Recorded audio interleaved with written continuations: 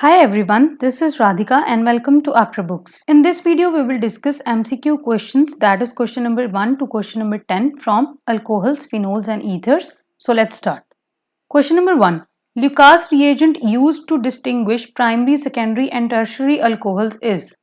So basically we use Lucas test to distinguish between primary, secondary and tertiary alcohols जिसमें we use concentrated HCl and साथ में anhydrous ZnCl2। तो अगर 1 degree alcohol होगा तो क्या होगा? Cloudiness appears on heating। अगर 2 डिग्री अल्कोहल होगा तो cloudiness appears in 5 minutes and अगर 3 डिग्री अल्कोहल होगा तो cloudiness appears immediately। So Lucas reagent क्या है? Option number 3, that is anhydrous ZnCl2 and concentrated HCl. Question number 2. Formation of ethers by the action of sodium alkoxide on alkyl halide is known as. Let us consider all the options. क्या given है हमें? Kolbe reaction. In Kolbe reaction, we convert phenol into salicylic acid by the use of NaOH and along with acidic medium and carbon dioxide. Second option है Williamson synthesis। तो Williamson synthesis में हम क्या करते हैं? Alkyl halide को treat करवाते हैं सोडियम अल्कोक्साइड के साथ। यहाँ पे क्या होगा? NaX will be formed and साथ में ROR which is known as ether will be formed, which in case of this question will be the correct answer. Third option क्या है? Wurtz reaction. वुड्स रिएक्शन में again alkyl halide को हम sodium के साथ treat करवाते हैं। यहाँ से 2NaX will be removed and साथ में alkane is formed, and in Franklin reaction we use zinc in place of sodium, ZnX2 and साथ में again alkane will be formed. So the correct answer to this question is option number 2, that is Williamson's synthesis. Question number 3. Bond angle in CH3OCH3 ये क्या है? This is ether। क्या बोल सकते हैं इसको? Methoxy methane. तो इस केस में जो बॉन्ड एंगल होता है that is not 109 degree 28 minutes, that is option number 4 which is 110 degree. Question number 4. Benzoylation of phenol और aniline is called. Option number 1 Friedel Crafts reaction. Friedel Crafts reaction क्या होता है? Friedel Crafts acylation या alkylation. Simply benzene ring के ऊपर जाके alkyl group या acyl group gets attached. Option number 2 Kolbe reaction, ये हम पहले ही प्रीवियस क्वेश्चन में देख चुके हैं। फिनोल से we are converting into salicylic acid. So option number 3 here is the correct option, that is Shorten-Bowman reaction. Let's see the reaction. In case of Shorten-Bowman reaction हम phenol को benzoyl chloride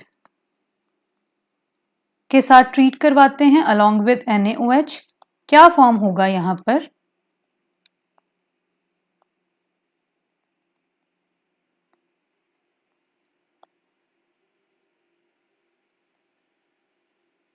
This is known as phenyl benzoate. So basically यहाँ पे हो क्या गया है? Benzoylation हो गई है। This group is known as benzoyl group. Question number 5. Reaction of phenol with bromine water gives. Phenol reaction करवाई विद ब्रोमीन वाटर, क्या होगा यहाँ पे? सारी ortho and para positions will be occupied by bromine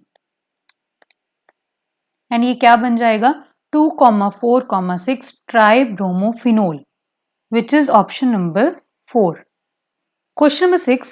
Phenol and ethanol can be distinguished by. तो phenol and ethanol को हम distinguish कर सकते हैं by FeCl3 which is known as ferric chloride test. अगर फिनोल को ट्रीट करवाएंगे FeCl3 के साथ तो वॉयलेट कलर ऑब्टेन होगा, वेयर एज अगर हम इथेनॉल को ट्रीट करवाएंगे विद FeCl3 तो no deep colouration will be obtained. So the correct answer to this question is option number 3. Otherwise, we can also distinguish these two with the help of iodoform test. Iodoform test में क्या होगा? Phenol does not give yellow PPT, whereas ethanol gives yellow PPT on treatment with NaOH and I2. Question number 7. Phenol can be converted into salicylic acid by. Phenol को convert कर सकते हैं salicylic acid में by Kolbe reaction which is option number 2. Let us see the reaction. Phenol को treat करवाया with NaOH. क्या होगा यहाँ पे? बेंजीन रिंग के ऊपर ONA that is sodium phenoxide will be obtained along with water. जब इसको कार्बन डाइऑक्साइड के साथ ट्रीट करवाएंगे इन एसिडिक मीडिया तो क्या हो जाएगा यहाँ पे OH group and यहाँ पे COOH group. This is known as salicylic acid. Question number 8. On heating phenol with phthalic anhydride in the presence of concentrated H2SO4 product क्या बनेगा? Let us see the reaction. क्या करा रहे हैं हम? Phthalic anhydride.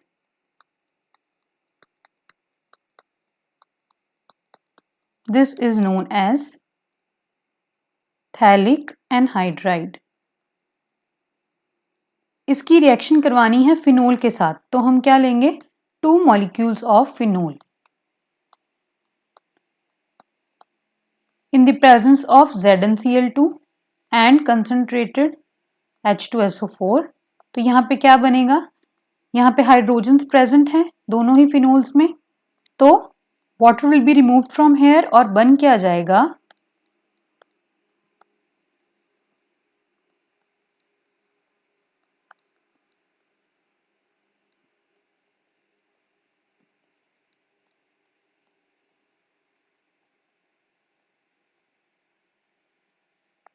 this will be formed. And what is this? This is phenolphthalein.